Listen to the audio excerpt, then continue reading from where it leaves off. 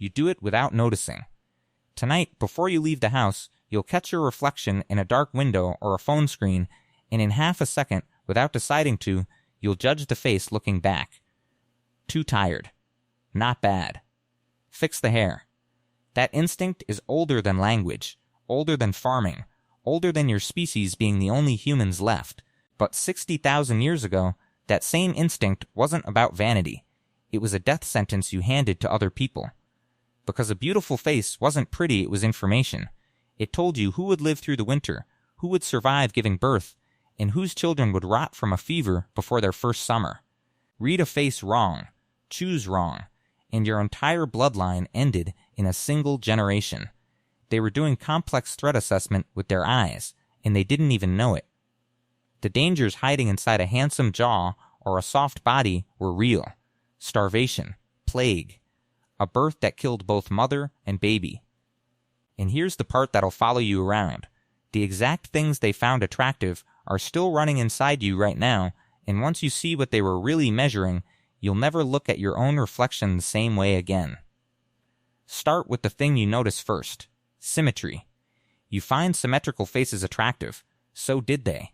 But you're not admiring balance for fun, you're reading a medical record.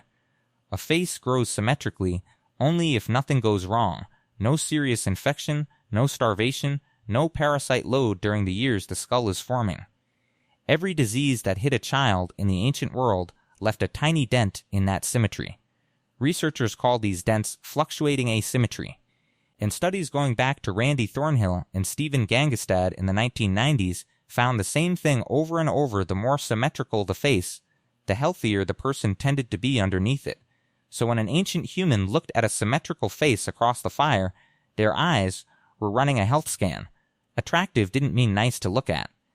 It meant this one made it through everything that kills children their genes work. But a face could only tell you so much.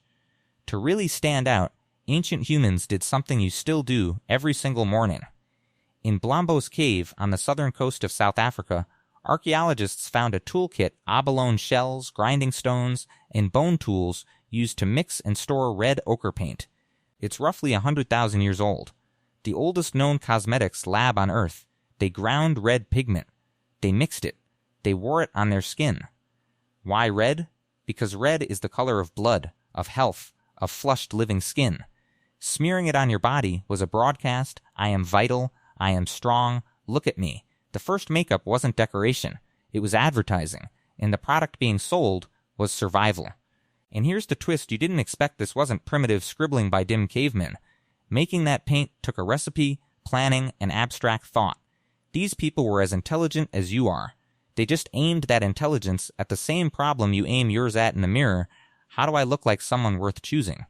But paint washes off in the rain. So they built beauty that lasted. In Bismoun Cave, Morocco, researchers found tiny sea snail shells Necerius pierced and strung to be worn. Their age stunned everyone, about 142,000 years old, the oldest known jewelry on the planet. Think about what a bead actually is. A pierced shell does nothing. You can't eat it, hunt with it, or shelter under it. Its only purpose is to be seen to signal status, taste, belonging. Desirability, which means the desire to accessorize, to wear something purely to be admired, is nearly 150,000 years old, and it wasn't only your ancestors. In Krapina, Croatia, anthropologist Davorka Radovi identified a set of white-tailed eagle talons polished, cut, and worn as jewelry roughly 130,000 years ago by Neanderthals. The species we call brutish was wearing eagle claw necklaces before Homo sapiens ever walked into Europe. Your closest extinct cousins wanted to look good too. Let that sit for a second. But so far, this is all decoration on the outside. What did an attractive body look like? And why did it come down to fat? The oldest sculptures of the human body aren't slim. They're the opposite. The Venus of Hohlefels, carved from mammoth ivory in Germany about 40,000 years ago, is the oldest undisputed depiction of a human figure ever found, and it's a woman with exaggerated fat and fertility features. The famous Venus of Willendorf, around 30,000 years old, is the same. In a world where the next famine was always coming, a body carrying fat was a body that could survive a bad winter and carry a pregnancy through it. Fat wasn't a flaw. Fat was life insurance. It was the single clearest sign that this person could feed a growing child when the herds vanished and the snow didn't stop. Your modern instinct to see thinness as beautiful would have looked like a warning sign to them. To an ancient eye, thin meant dying. Now for the strangest one, the sense you don't think about at all. Smell. In 1995, a scientist named Klaus Wedkind ran an experiment that sounds absurd. He had men wear the same t-shirt for 2 nights, then had women smell those shirts and rate them. The women consistently preferred the scent of men whose immune system genes, the M8, were different from their own. Read that again. They were smelling immune systems, and they preferred partners whose disease-fighting genes didn't overlap with theirs because a child with 2 different sets of immune defenses can fight off more infections and is more likely to survive. So the chemistry you feel with someone, that pull you can't explain, part of it is your body sniffing out whether their immune system would give your children a fighting chance against the next plague.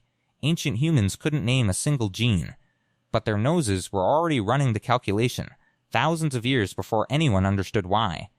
Attraction was never really about beauty. It was your body quietly choosing who could help you outlast death, which leads to the darkest truth of all. Put it all together, and something cold comes into focus.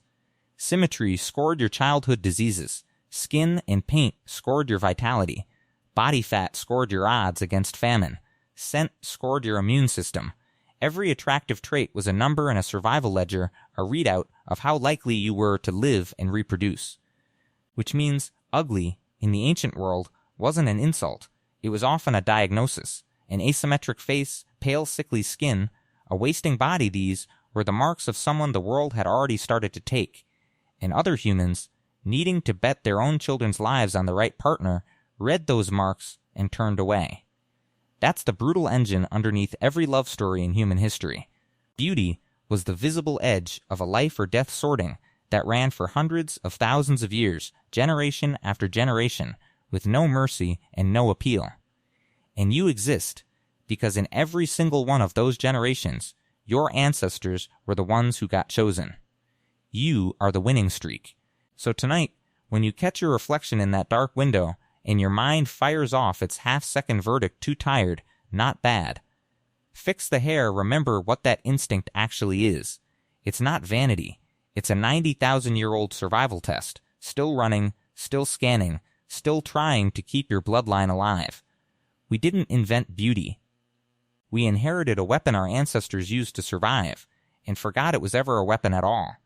Every ancestor in your line was judged by these same eyes, this same nose, this same brutal scoreboard, and every one of them passed.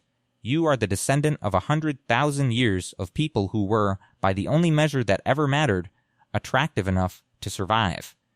So the next time you doubt your reflection, remember what it took to make that face,